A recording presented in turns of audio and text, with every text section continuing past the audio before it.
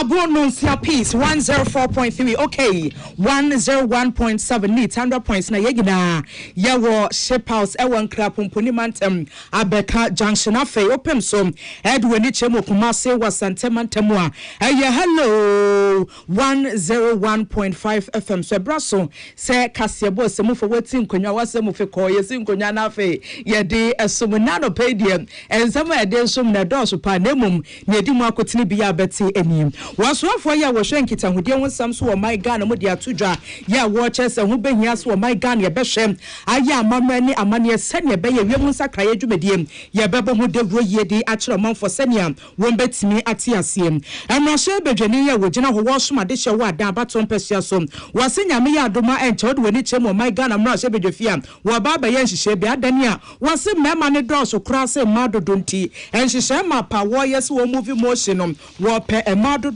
mrahye bedwafo na eja wotimi asom Ghana yiem enu ada beto dwa so de wani chem Parliament say ya Legal Education Bill 2025 no empenifo ya wonhihye ya wapa eho entoma afi wode afutu anu ode kwa ma Ghana fo nyina se eba na adihia wonsem a yenhwe se yenkwada no ye betimi aboa womo ye betu fa akwa akopie mu amanfo amaso ne du wonom se America mamu ene ewri akwa akogina na wani tua America mampeni Donald Kwaku Trump no wakasa na wasi na sa asumdwe nkomande ya hye ase eguso a yedi dadawo Iranfo na aso wo mo fere na so bebie dundie emu ya ne sam ena no pei ensempi na ka wehu ne yesi nkonwa yede eba besomom ma yemfo aseda ma Lawson Herbal Center penifom ese wo boy yechi edomwem wo de Lawson Herbal Mission do papa na so mamanfom enti ni peduan ya na adwoho wa hwade anopei a wo ko adwuma ese timisa ahoɔden vim kashi vim bie ni honom na so ne adie bia bo betu aka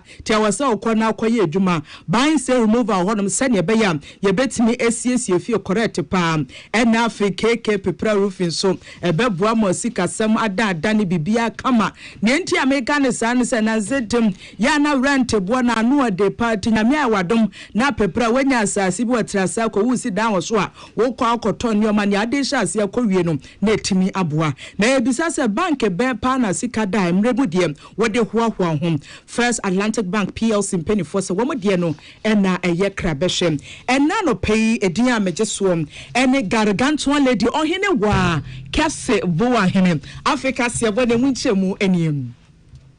waswafo ya wo hwenkita wode wonsam so wo my Ghana mu yewra Sam George na beto dwa se name wa ya amamrani amanem ema Ghana Climate Atlas wa pa wontoma betimi aboa na wiemu nsakra ye dwumedie Ghana sem yetimi esene kosom na bra na wo ye nhihye wa pa wontoma na wo chemso Atlas ne de nyame ya adoma behwe etimi adada neoma pi na titiriw eni kwea wonsam sa so na wani eja wo bi kan na sam si esisi dan ne na asefo no se wo si dan na ye contractor wutwa kwa na bia ekwa na wutwa no ensuo beto a wunim nsuo nto a wunim nanso saa poma kese we ya mpanifo ato obo ase a wo mo ada na di ne be kire kwa ne ye papapa wo se eba na eja hoden wonsam so betimi aboa mom woni eye kua wo mikrom ti se samra boy so wonya plan ne bia wakenkan kama se ne be ya wo ye kua ni abetimi esi gina ye wo yi enu si engineer so kura na beboa wo mo eda chim na minister atroso ya wo bo amane a wo chesem empepi no e wo my Ghana mum ewiemu nsakra ye dwumedi enhede nyina na so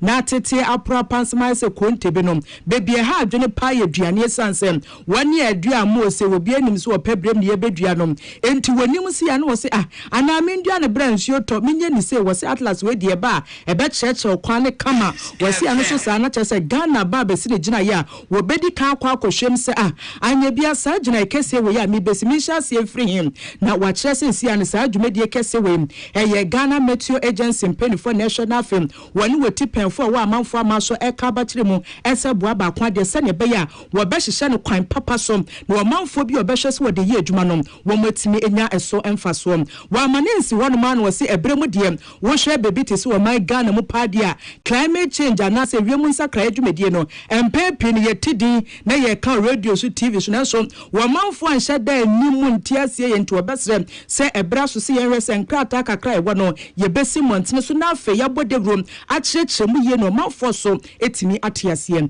ensem odi to dwane bini and national development, a flagship product that represents the future of our nation's resilience, the Ghana Climate Atlas. It's an important milestone in strengthening Ghana's climate information service and advancing evidence-based decision-making. I commend the Ghana Meteorological Agency, the GMET, for the leadership and technical expertise that have made this important national resource possible. Climate information is no longer a luxury for scientific research. It's now a fundamental tool for development planning, economic management, and national resilience. In an era where data is the new oil, this atlas is more than just a collection of maps. It is a sophisticated digital infrastructure. It is the result of GMET's commitment to innovation and its successful sector cooperation with the DMI. And yeah, you could say, was so for ya was shankitan with you some so my Ghana. Yera Samuel Nati, George Nissam, and no. Now, no seen Director General, the Mark Ghana Meteo Agency, Dr. Eric Sumanson, what did say at was so. Na the area bani a forecast bia a forecast a bit much trend a bit me see on memu a from Sabri e ko see on say 100 years e be buy ni enti the forecast we know they are here say person who e ba say nsuto ana say temperature we mu share fa e be 10 years every ne and I say 20 years free ne and I say 50 years free ne and I say 100 years free now. This atlas no bit my boa am what me say information no e be boa am man for no omo planning yemai e fa de bit say share o bit me nya some information we ehun de e be si e we yanim. Director General Ghana Meteo Agency Dr. Eric Suman sansem we na principal for Samoa and now we sing konya watchro ye ebesomye ma yento so ne yemfie ni nchemo my Ghana mra shebedwefie dwemteneni edema ema mra shebedwafo wasanso ye mra shebedwani ya wosoma de hia wo adan bato empesua so eye ma me comfort do yokujo won kasem ne dia wadi tu dwanse sisi ade ha adwene pa se wode wani chemo my Ghana mra shebedwefie se ya ema no wo mu sha wo MPC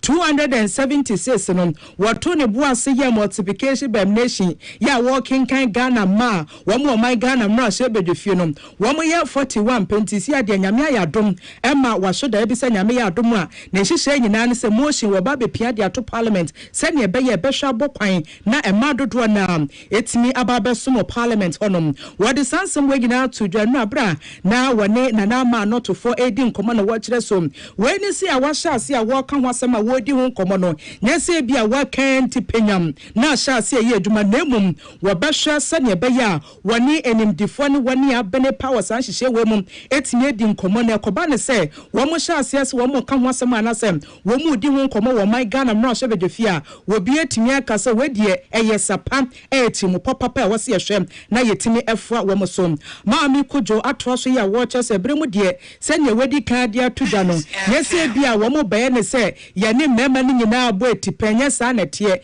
nanso ne dia wo hwe nim se Ghana ma de se ne ye hu se juom na afi eba ni dia yetirimu abo biwu nti obehia se ema dodo na da be piemum e wo my Ghana mra hye bedwefie na afi eba na ejina yesie papa wo mo atimi asibia ebua wo my Ghana ne ncheche na afi so my ne nkankom watwa so ya wo che se sia na parliament wo no watwo kra no wo hwe nipadom a na wo se maya 41 na wase na ne nso no kra gujem dodo wase wantia se parliament a ejumedi kase a wo mgu so a wo mu di Ghana ma so de anka na no ebeto adwase nkontebu apie montene so no na anka ma ne yedro so ne nso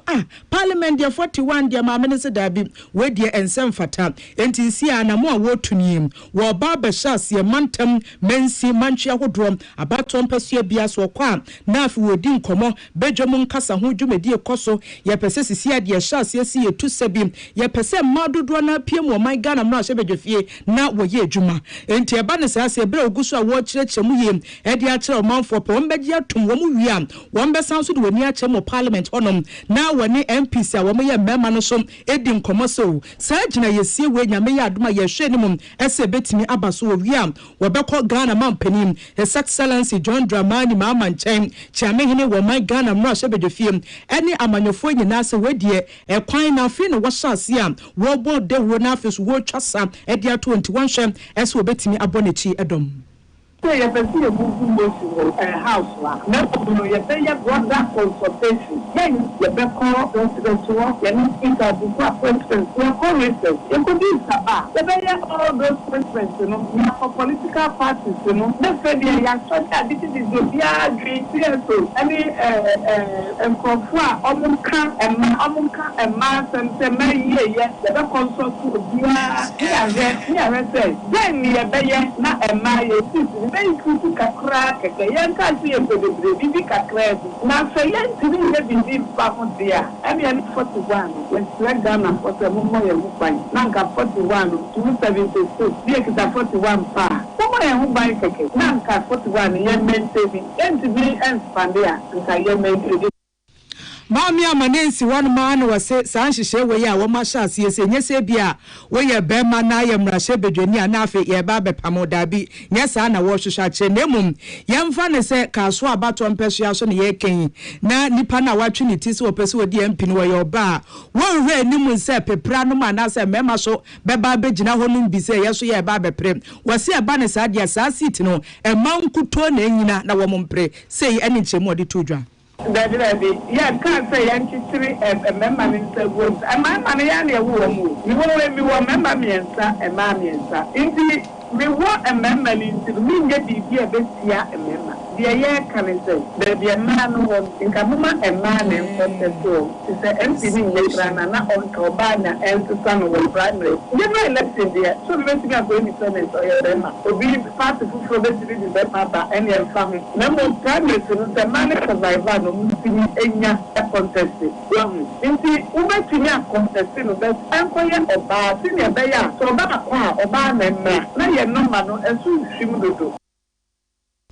Emrase bedwani ya wo gina na wasoma de hye wa dan abato empese asom wodi wani kyerem o my Ghana mrase bedwafie se ya wo ye dwemtene de ma ema MPs no ma me comfort do yokujo na wote se wodi nsem wetudwa wo kyerkyerem a nani abre pa se we na ba so betimi aboa ya da so agina mu wo my Ghana mrase bedwafie eno da beto dwa se MPs no wo konkonyasie na Legal Education Bill 2025 no ahwem etimi apa hontom ebeboa na afi wo a opesa wo ye lawyer wo my Ghana mu no wo mu dwumedi ahodro wo di nyina no etimi ahwe ato ne boase akyerɛkyerɛ mu yie na wo manfo etimi atiase bill wei asenti wo mu ate abedwekɔ ye Legal Education any training so wo behwɛ na afi wetimi atoto anyoma ayie enti sisiye ye aye kasese wo pese wo ye lawyer wo my Ghana mu asane akane no na nkesi tie chi se wa kwa akopie mu Ghana School of Law ne wo makola sisi an wo se nya sa na tie isi an Ghana suapon akese bi wo no ma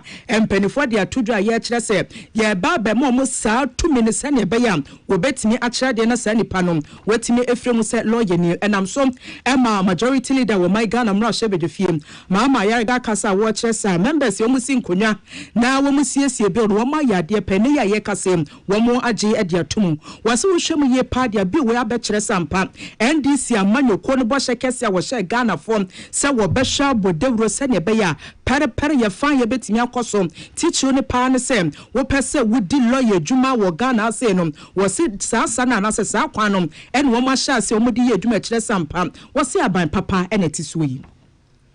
diligent work that they have done to ensure the enactment of this bill. Mr. Speaker, let me also congratulate the Attorney General and Minister for Justice for bringing the bill and successfully shepherding the bill through to the point of enactment. Mr. Speaker, this was a major campaign promise of the National Democratic Congress.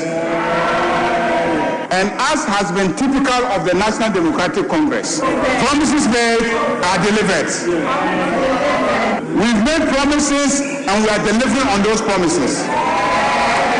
We promised law students that if they voted for us, we will carry out reforms that will ensure equity, fairness, and access to legal education. Ania Yokoti majority leader wa my Ghana mra shebe de fie yera mama ya ganesam anonom na anu si na dom kuma ba no den osahene Alexander Apenyo Marken was say adenia jedodo bi we die na wo hwe nim se ne tie bia no ye betimi agye atum nemum se ne asisi ampenifo apass no wo hwe nim se NDC abanye ete so bo hye bia wo hye Ghana fo no wo hwe se ebiri mo be hye ase wo de ye adwuma wo mu ni so bo hye ba ko pa wo ka ho nsem e kire Ghana fo se nyame ya adoma enche NDC ababet na so pension wo mara se ma bank wo betimi ebiem na Ghana ma so ye pebesi ayemrem wo se besi ne ya ye kasem aban wo ni so. The majority leader has said in part, Mr. Speaker, indeed, the bill was introduced by the learned Attorney General, the chair of the committee, together with his ranking, and members of the committee through the industry shepherded the bill and brought him to the House floor after the referral was made to them. All of us have participated. This is not a bill that identified with a particular party. I concede, indeed, that they made it a campaign promise. However, they equally promised that there will be women banking, Mr. Speaker, that they were going to set up a bank for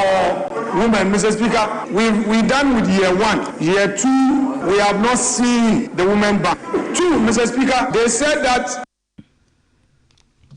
Ania Yokoti wano aye dom kuma ne ba no deni wo my Ghana mra shebe de fie osahene Alexander Apenyo Marken sansem wenyina Emmanuel Akole William Gentu yeda soa aginemu na senior city ani adehia ho semtinom technical advisor education minister Professor George KT Odro ene kasem wade ato dwa ya wo se we bad time we cheche ni anas education ministry nom wo bia wa sadia ni asodie kese beboa na eba no my Ghana adehia Samudiem etimi atweniti ewomum wase hia ne sesisi ano ababeto dwa se Ghana de ye kwakotworo nzo hwese ya bonza approach no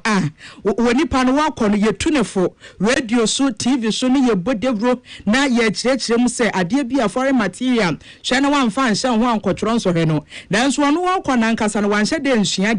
de bia no wogina social media so insese bia wo fa ne book wakenka wanye ne sa wono watena social media no so sa dano so no akwa akwadwo se ya wodi ka tworo bi gu ne sere so no wa tworo bi krata bi so na sefo no ti wakotena wona wo tworo se ya otimi se enye ni tirimu a ne wodi ka apo na wodi ka adwina no a ene ogu so a wo twa wodi ema mpanifom wo se wo ye no esi enkyenya a kyerɛkyerɛfo pa ya bo mo pa sa mo mahɛ enso hɛ no so odu hɔ no mu a se number 1 ye den no wa kyerɛ 2 ye den no wa kyerɛ wo se nya ye kwan bi a ye fa so emu aye se wo man na afesu ya de hia ho nsɛm entimi engyina na so enti wasra bata ne se wo yo wofo wo yo hwefo dia wo ba na sabe wo tete hunu sem ne daache se ne be betime gina yim na ye kra behwe na afesu ebuhia ne wo manfo nyina enya so mfaso enti de bia da no hunu se oba ne betime esua die ye pa na wetimi ate asem wo de sansem wo nyina akoto dwam 31st endowment fund lecture course eno nyina ne se wa ye campaign fo dia fi bia no wo mu hia we yo fo etoso edioso nan ya wo de hihye so wo my Ghana emu. We should all try to place integrity at the center, even as we prepare children for the upcoming May exams, WASI exams. Let us support them. Teachers must teach them to understand context, not to teach them to pass examination. Parents must support them now, not to wait to find shortcuts of helping them pass. Because when you compromise and use shortcuts to help your child to pass, you destroy the child's future. The child enters the university and he cannot cope, or he enters the SHS and he cannot cope. But if the child understands, he will be able to cope. Na wa manesi wonuma na wato aso chechim se sa abedwom nkasa ho dwumedie ya wo mu yese butakese ye honom nyase bia mpanifo bi ne wo hote wonte na wo ye nemum sene beye mudie mapa manfo bete asese enso he na nkoda ne kwatena se na wo matwero no eye wo mu da ache sapapa na wo mahase a ye twade amom nti wo ye bad time wo ye kyerɛkyerɛ nim education ministry na sefo nyina wo bia da e wo asade wo se wo ye e wo sa kwan no so. This lecture is part of the West Africa Examination Council's 74th anniversary and 31st Educational Fund Lecture series, and I was privileged to be invited to be the keynote speaker on the topic fostering integrity within the context of credentialism. And I think what's the message that I'm bringing or I'm sending to fellow Ghanaians is that integrity is very important in assessment. If we uphold integrity, we would support our students to study and understand, to avoid malpractices, cheating, and others. And yeah, your quote here, a technical advisor, Edema Education Minister, Professor George K.T. Odro, Sansomwe, Ama Mwakon Jampa, and a try our day ever so ye Jina Weso na ye try your Husima, Yaba, Yabaka Kotia and Sama Trump, what on the boss, dear Tuja, one will be a war prasum genum, was a point of war at my run for your dunum, one woman in tomb.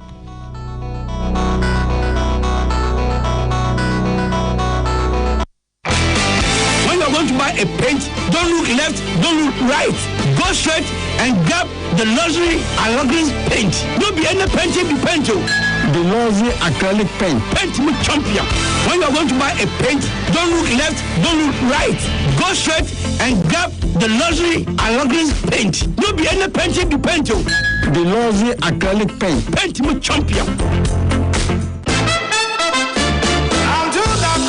So many flavors, chicken flavor,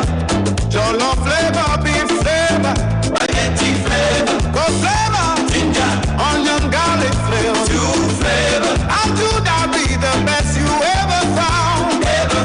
Aljuda seasoning powder. It's a secret filabio. Aljuda spices mumaga jiankasa. Good one friend 0544 335070.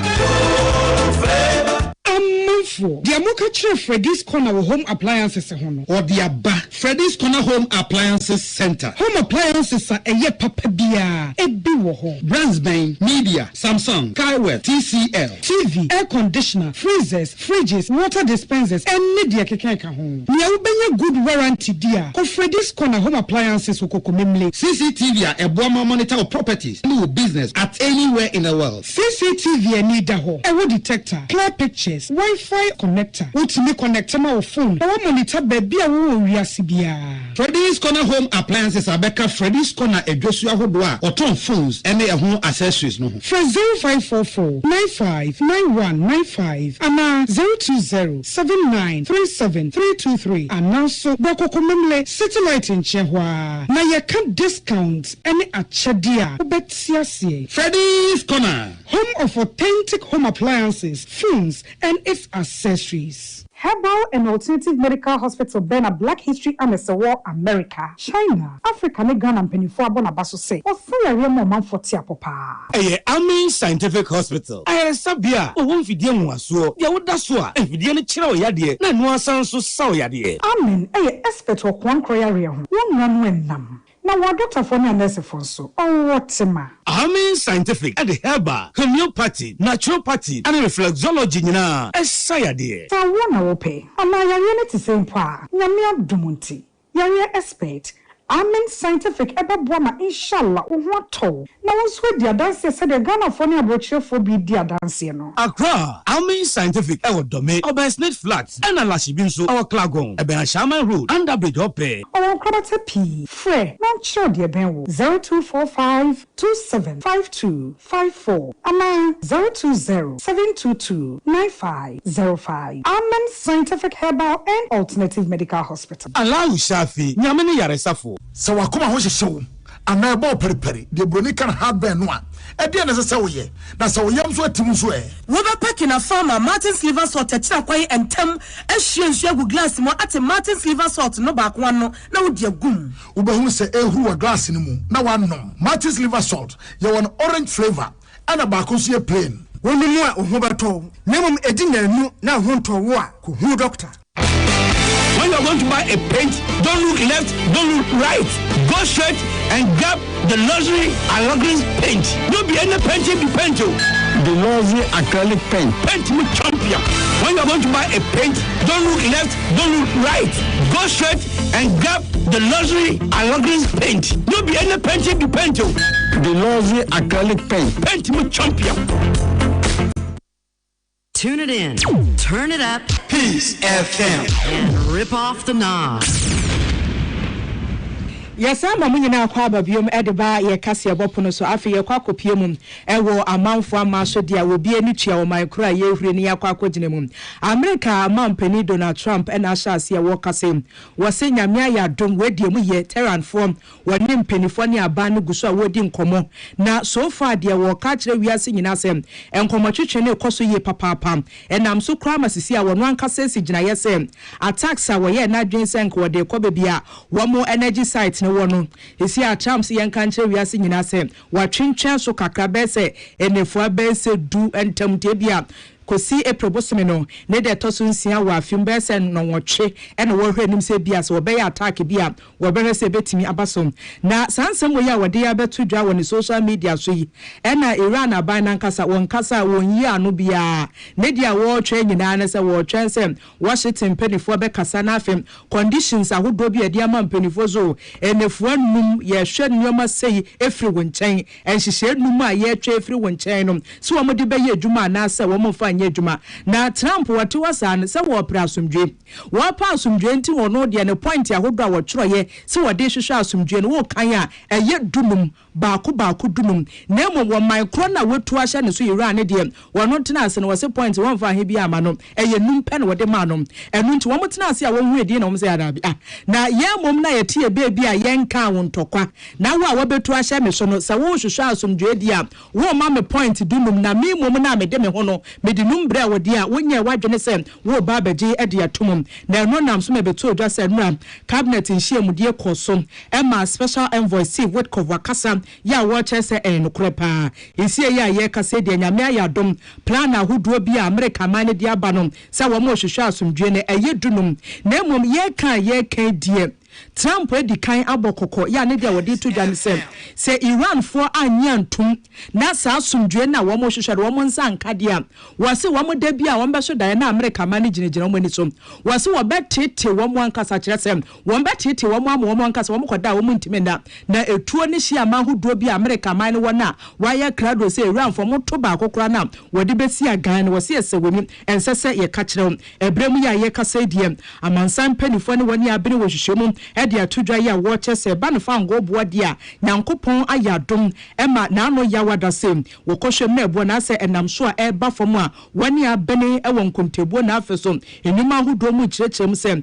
koba ne se ntokwa no kwa wiye dia ebia wiase ye beti asem dem na emom se ankoso ye dia anhwe ya na fa ngo bo na ye hwe nim se eso betimi atie no na afro akosoro na wei eye Israelfo wo mo dia wo mo dede na ye na ye kase se wo mo ntwa so wo mo nyante wo mo dia wo mo so ye nche kura anhwe ya etu anase measles no wo mo tubi akopie mo terra mamu a ena no pe ye bo emu amaniem ma yenkohwe no ada matches ahodo bi e course wei eye World Cup playoff course Turkey and Romania and Asia yem ewie chi na wo man Turkey ahye ba ko Romania entimi antem Czech Republic na face Iran anas we ye Iran we ye Ireland wo mo nyina hye obi ahye ne nyonko mienu na emom nia wodi nkonim eye check for sanse wo mu di nkonim based on penalty no esom Denmark and afesom North Macedonia and Asia ye Denmark form eto atena enai North Macedonia ntimi ansimu adabraka Italy na afesom Northern Ireland and Asia ye ekoye 2-0 Poland and Albania and Asia ye Poland mrantie no eto atena no mienu Albania for share back Slovakia and Kosovo ne Asia ye Slovakia for no miensa Kosovo for no ete esa nso be share 9 na eze ekoye 3-4 Ukraine and Sweden ne Asia ye Ukraine atena ne kasa baako Sweden for ete ya wo mo san so share mienu county ekoye miensa and also Wales and Bosnia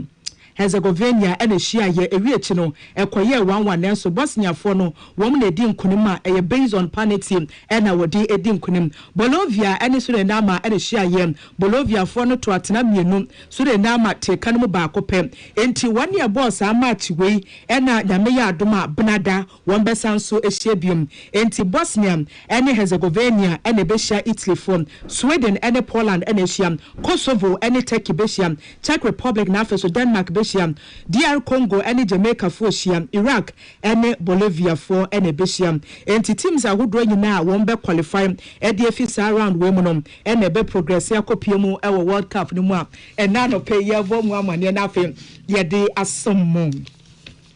Kasiabone siya di asedama Lawson Herbal Center where the Lawson Herbal Mr. Dro Papa Ba and where they beba ni pedie mu tu yebia obetimi anum ediama ye pharmacies over the counter herbal shops ahodo nya benye biatom for 0248619999 0248619999 and also 0242133577 buying sell remover edisiesi efie sink mu kitchen honum floor tiles no so kama we adwuma a restaurant wo shop wo fie me patroni nyina obehia bi eye papa na edimun 0208142913 0208142913 anasem 0541808096 KK Pepra Roofing yet wamo so na ya sorry and chance any dia hodo long span roofing sheet no ebi wonum types no IBR MSR RSL aluminium self log dia no eno e kama pa nya afi na obi na ebebo mama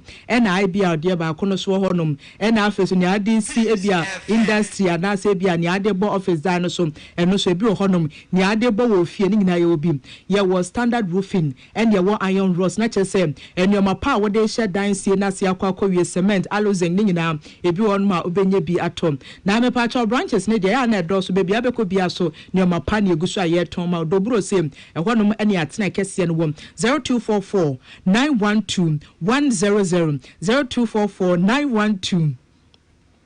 100 0533 218646 Amra here denta number no 0203 997372 Kumase Fade Mamponting 0544684069 First Atlantic Bank PLC aba wenyini pa esan so sikasam ene ye dwene ho adi ama wontie mudie ene eguso adi ye dwuma sigira ye nem na afa osika koton ye no mpe ene wa abotani adaje ehwem osikasam se betimi enyini yiem na ye product ne so etiapom refreshingly different ede na body ye from a gargantuan lady on hini wa kase bua hina no pay yadamu nyina se ama mo enitie